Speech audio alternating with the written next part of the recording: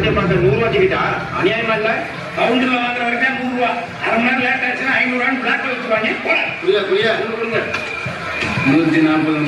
இது 140 டிக்கெட்டே 100 ரூபா இல்லையா? அந்த கடை நினைச்சு வந்தா போகுது. ரொம்ப சந்தோஷமா உங்களுக்கு. 4 பேருக்கு தெரியாம போட்டியை முடிக்கலாம்னு பார்த்தேன். கோவில் கிரவுண்ட்ல வச்சுக்கலாம் சொல்லி இப்ப எங்க கொண்டு வந்து நிப்பாட்டி இருக்கீங்க பாருங்க.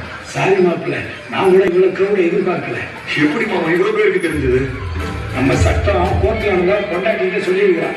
அந்த புள்ள 4-5 வாட்ஸ்அப் குரூப்ல அட்மினா இருக்குது, தட்டி விட்டுருச்சு.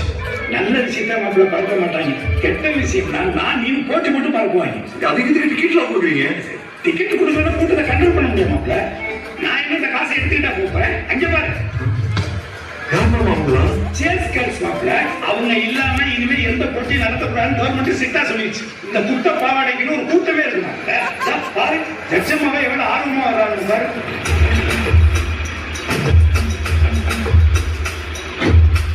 வணக்கம் ஜட்ஜம்மா. என்னையா ஜெயிச்சுட்டு வேலை? என்னையா யோசிக்கிற? உன் புள்ள உன்னை நம்பி பந்தயெல்லாம் கட்டிருக்கா. எப்படியாவது ஜெயிச்சு கொண்டாட்டியோடு சேர்ற வழிப்பாரு. டிக்கெட் ஜட்ஜி சொல்லிட்டு வா உனக்கு.